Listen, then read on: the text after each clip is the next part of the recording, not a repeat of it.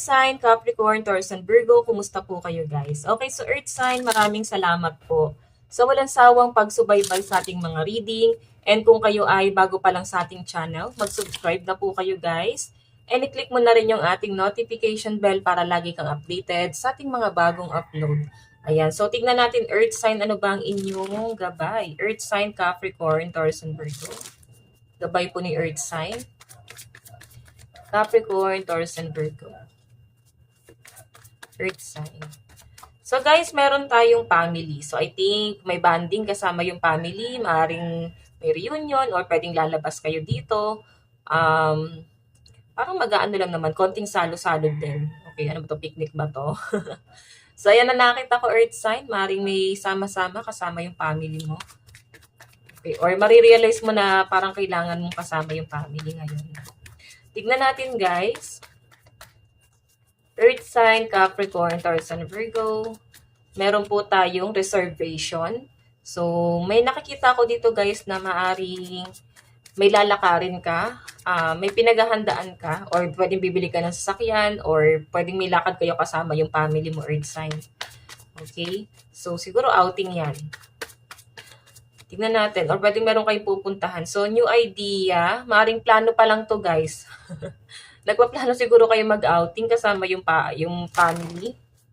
Nakakatuwa naman yung energy ng mga Earth sign guys. Lalo na single ang iba dito nagsi-self-love. So, masaya na kayo guys na nagiging masaya yung family mo or kasama mo lang sila. Tignan natin, ang laki number nyo guys ay 46, 29, and 41. Ano po itong family spirit guide? Ano po itong family? So guys, meron tayong King of Cups. Parang may uuwi galing abroad. Siguro tatay mo to, asawa mo. Baka susunduin nyo guys sa airport ngayon. 7 of Pentacles. Okay, so nakakatuwa kasi parang babawi. May babawi dito. Okay. Meron tayong 4 of Cups. So, kung ito naman guys ay husband mo or wife mo, nakikita ko guys na maaaring may pagkikita or bonding sa inyo. And parang may babawi daw dito guys. Ayun, 10 of Wands is travel. Siguro guys, hindi naman din niya intention na lumayo. Siguro, sacrifice lang para sa kanya kasi yung trabaho niya is nasa malayo. Okay, so tignan natin guys ano tong reservation. Ano po itong reservation? Ano po itong reservation? Meron tayong Queen of Swords. Meron tayong 5 of Swords. Meron tayong 2 of Swords. 6 of Coins. So, I think, parang meron kang bibilin Earth sign para sa sarili mo or pwedeng sa pamilya mo or sa anak mo. Pwedeng may riregaluhan ka. Okay? So, alam mo yon. Parang meron kang bibiling gamit kasi meron kang riregaluhan. Yun ang nasa-sense ko rito. So, 5 of Swords. Matagal mo sigurong pinag-ipunan to guys hanggang sa nabili mo siya. Okay? So, tignan natin guys. Kung may lalakarin ka ngayon guys, puro kasi swords. I think, nagdadalawang isip yung iba sa inyo guys or baka hindi pa siya matuloy kung pinagpaplanuhan nyo mag-outing kasama yung family.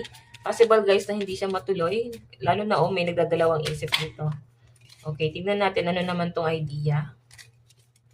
Earth sign, Capricorn, Taurus, and Virgo. Ano po itong idea?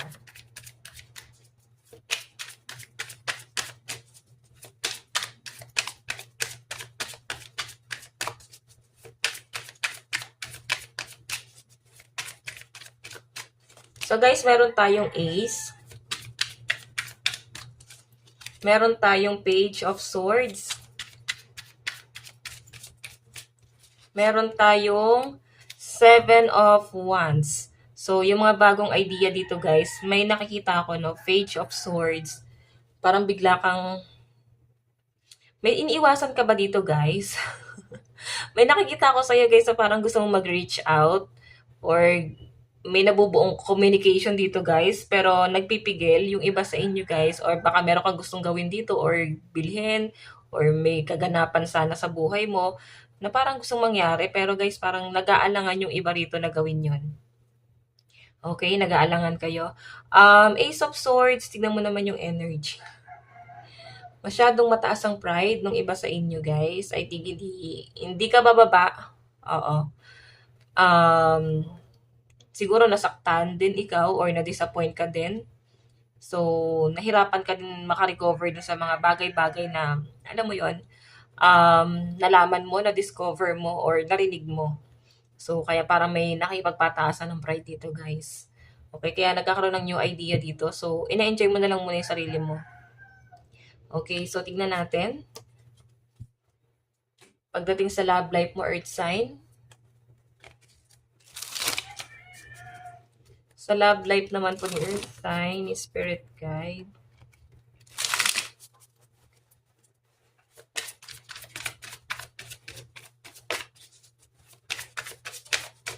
So guys, meron tayong 8 of Swords. Meron tayong 10 of Wands. Meron tayong 4 of Pentacles. May nag-hold back dito, guys.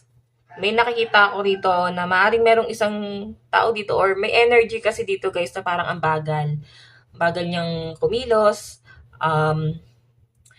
Pero nakakatawa rito, guys. May nalalaman ka sa kanya. Kumbaga, siguro hanggang ngayon, friends pa rin kayo sa Facebook. May nababalitaan ka pa rin sa kanya. Pero wala akong nakitang communication dito. Mabagal. So, 8 of Swords, 10 of Wands. May nakikita ako rito na parang may mga nabibigatan pa rin. Nahihirapan ka dito. Maring may iniiwasan ka. Iniiwasan mo yung person mo or nag-iiwasan kayo. Pero alam mo yung feeling na hindi pa rin talaga kayang umiwas kasi nga, 4 of Pentacles naka-hold pa rin siya. Nag-hold back pa rin to. Okay? So, yung focus na lang talaga ng energy ng mga Earth sign, guys, is yung family. Lalo na sa mga single mom, single dad dito, guys. Kumbaga, hindi mo kayang, nahihirapan ka sa connection ng person mo. Hindi mo pa rin kayang i-let go to. Yun nga, may nag-hold back pa rin dito. Or maaring tumatak pa rin sa'yo yung mga past trauma mo dito sa relationship ng person mo. Okay? So, tignan natin ang inyong advice. Love advice. Love advice. So guys, meron tayong remarkable. Notice everything remarkable about your relationship. So, ayan. I think may muntik nang magpakasal dito or maaring engaged na or pwedeng kinasal pero parang hindi naman talaga, guys, nag-work. So, yun yung pinapakita rito, guys. Okay, may something sa connection nyo, guys, na parang tumatak talaga sa'yo. Tignan natin ang inyong advice. Meron tayong unleash your kindest self. So, I think mabait naman talaga ang mga earth sign pero nami-misinterpret ka ng ibang tao sa paligid mo. Okay? Tignan natin. Mensahe ng person mo sa'yo ngayon, earth sign. Ano ba ang mensahe sa'yo ngayon ng person mo? Meron tayong just being near you is intoxicating. So, I think natutuwa sa'yo yung person mo.